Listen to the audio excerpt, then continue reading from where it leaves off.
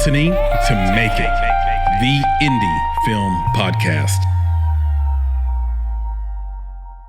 Hi, I'm Zair Montes, and I'm here to talk about mistakes. So, as a filmmaker, as a producer, as an actress, I have made a lot of mistakes. So I'm going to just talk about a series of mistakes that had to do with one particular project that I produced, that's called Rumba Love, that fortunately you can watch now on Paramount Plus and Showtime. But it was a long journey, and it started with several mistakes that we did along the way. So the first one was, this is a movie, it's a drama that from the beginning was meant to be shot between New York and Cuba, Havana. So we had set up the whole structure, and we were going to shoot first in Cuba. And we had raised funds for the Cuban portion. We didn't have, though, the money for the whole production. Mistake number one, because we anyway decided to go to Cuba and to shoot because we were confident that after shooting in Cuba, we were going to come back to New York and we were going to be able to raise the remaining budget to shoot in New York, and that was going to happen in a 2 months window top. So that was a mistake. But anyway, we went to Cuba, we put together the team, we put together the actors, and we went to Cuba and we shot the portion in Cuba. So we were there like a couple of weeks. We came back to New York with that material, and surprise, surprise, it wasn't that easy to find the rest of the funding. New York was super expensive to shoot, and we got stuck. We had 2 weeks of production. We needed 4 more weeks, and we didn't have any money, and we were not getting the funds we needed to shoot the project. So, you know how life is, and you have to make a living. So we started to say yes to other projects. As an actress, I was producing and acting in this film, and many other actors were doing the same. And as actors, you have to get on other projects, change your looks, and so life goes on. We have on the can these amazing 2 weeks of shooting in Cuba, which, by the way, wasn't easy to accomplish. But time was passing by. Actors were getting, cast in other projects. Looks were changing. We couldn't find investors. And at some point, I really thought that we were going to lose that material that we had. And, of course, we had the investors behind us. When are you finishing the movie? What's going on? Give me an update. I put some money on this. What's going on? So, long story short, after more than a year of trying to put together the funds, we went back to the script. We edited the whole portion that we shot in Cuba to see what we had.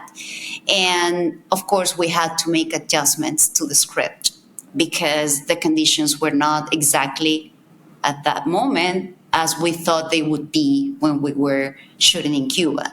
So we had to do a rewrite just to, make sure that the differences in looks wouldn't be an issue, making sure that the movie had enough flashback moments so to justify certain changes. So we rewrote the script to make it work, and we were ready to shoot the second portion of the script. So when we were ready to shoot, we had one actor who was not willing to continue working, in the movie. So part of the rewrite was to make him just appear in that portion in Cuba and erase him from whatever he was going to shoot in New York. But because we were completely excited about Cuba and about the possibility that we were going to shoot the whole thing right away, we didn't sign a contract with him. So now we had this issue that we didn't have his, permission to use his image and likeness and voice, and so we didn't have a way to use that footage where he was showing in Cuba. So, but anyway, we said we'll sit down with him, we'll get that done, and let's focus now on shooting the portion in New York without him, right? So that character just showed up in Cuba. So I mean, as you can imagine, that was a lot of rewriting. So we go and shoot the second portion in New York over a year later. And the last shooting day, we were supposed to be shooting in this beautiful jazz bar here in New York. And 2 days before we have to shoot there, the venue calls us and say that they have to cancel. They cannot rent us the space for those 2 days because they got a bigger contract and they were willing to pay us for, whatever damages. But that they couldn't pass on that, like indie payment and then a big network renting the space. They wouldn't care. They would go for that. And they could accommodate us a week later, but we were flying a lot of the crew and cast from different parts of the US and even people from Latin America.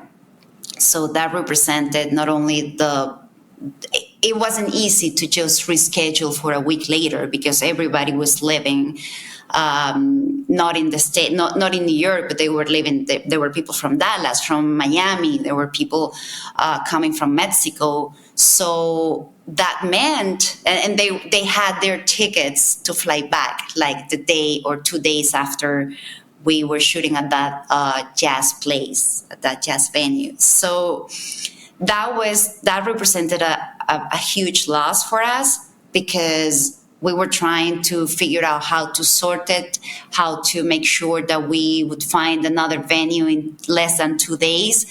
And of course, it didn't happen. So we had to, regroup and say, let's shoot everything and leave those 2 days for later. Send everybody home, stop for a couple of months, and then once we have, the venue in place, we'll come back and shoot. Of course, that represented more money that we didn't have, so we had to raise some more money to cover from those expenses. And then the other thing is that we were in the verge between spring and summer. Kind of like, not even, like, New York, like spring could be 1 day is winter, 1 day is summer, but so we were changing weather. So what we did at that moment in those 2 days that we had now free because we didn't have any venue to shoot, so we made sure we did all the exterior shots. So when we come back 2 months later, it wouldn't be noticeable that the weather had changed. So that was huge, right? And then, of course, we did it that way. Everything came out well in the sense that we found a better venue, and it was fantastic. We have to fly people in and out again, whatever, but we shot it, we did it. And now we are in the post-production aspect of it, and we're shooting everything. We're editing everything, and we find out that there is one hard drive from Cuba that we cannot find.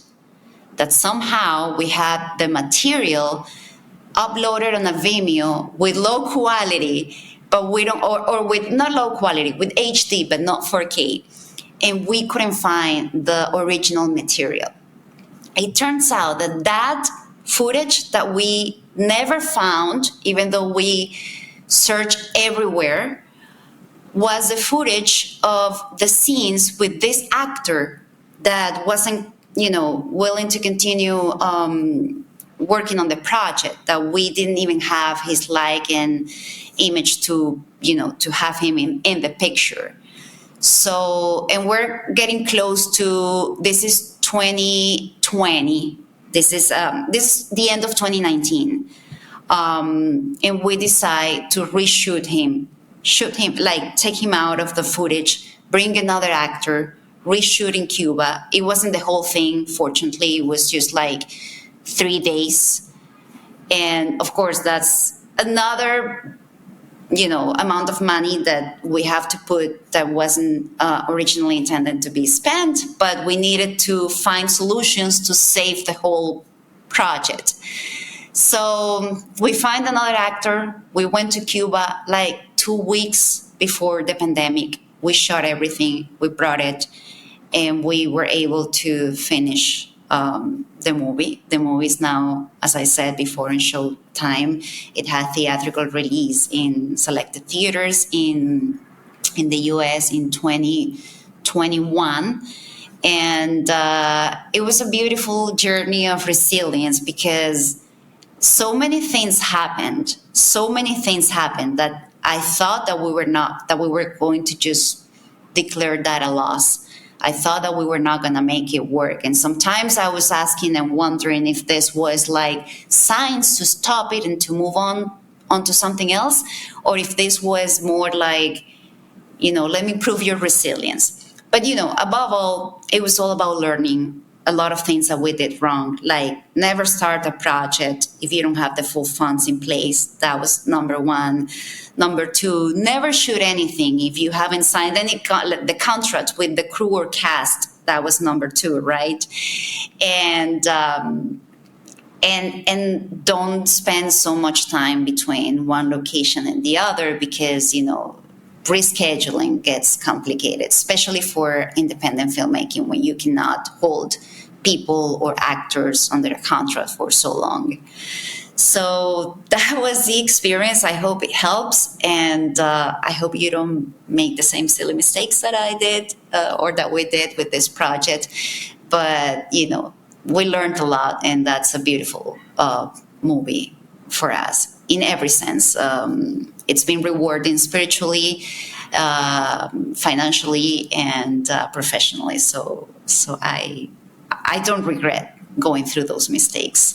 So I'm Zair Montes. My company is Ceiba Productions, and my Instagram is at Zair Montes, and my company's Instagram is at Golden Ceiba. Our website is goldenceibaproductions.com. And you can watch all of our projects in different platforms, in Amazon or Apple or Showtime, and just check us out.